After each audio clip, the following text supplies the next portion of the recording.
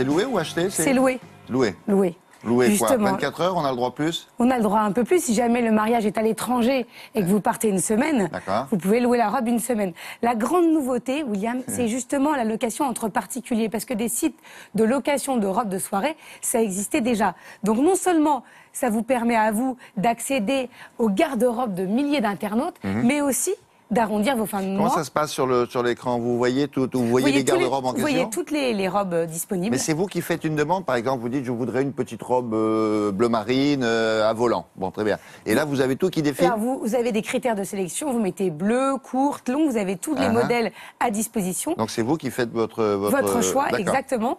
Et de la même façon, vous pouvez, les robes que vous ne mettez plus ou que vous estimez qu'on vous a trop vu avec, les mettre aussi en location pour rembourser celles que vous avez louées. On est allé rencontrer la fondatrice de ce site.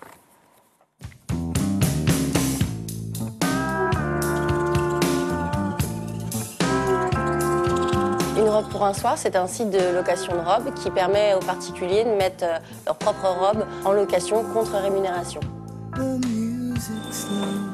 C'est vrai qu'actuellement, ce qu'on retrouve, ce sont des sites de location qui proposent surtout du luxe.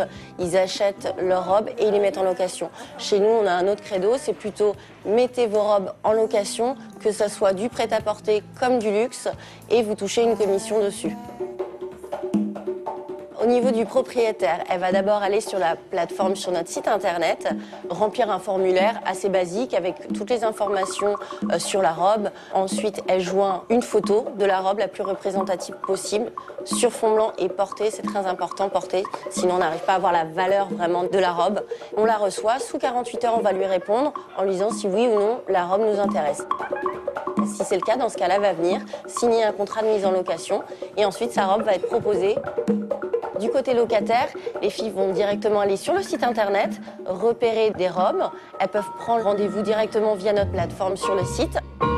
On fixe un essayage, elles viennent au showroom. Ensuite, elles choisissent la robe qui leur plaît pour leur événement. Et tout simplement, on va signer un contrat qui va les engager, dans lequel elles vont devoir laisser donc la photocopie de la pièce d'identité et un chèque de caution qui assure la robe.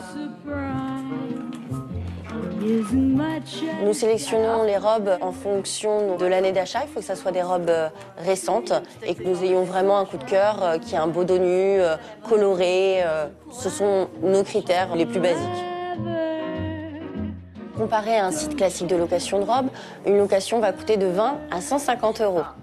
La commission du propriétaire va être de 30% et pour nous, donc 70%. Car nous recevons nos clientes au showroom, c'est nous qui faisons tout le travail ensuite. Actuellement, le service marche à Paris et s'approche de banlieue. On est en train de développer un nouveau service pour que le service soit disponible dans toute la France. Ça démarre, ça, donc on n'a pas suffisamment de recul pour savoir si ça fonctionne bien. En région parisienne, ça fonctionne très bien. Là, l'idée, c'est qu'on soit à Nice, à Marseille ou à Lille, on puisse également louer ces robes. Merci beaucoup. On passe à la météo maintenant avec Patricia Charbonnier.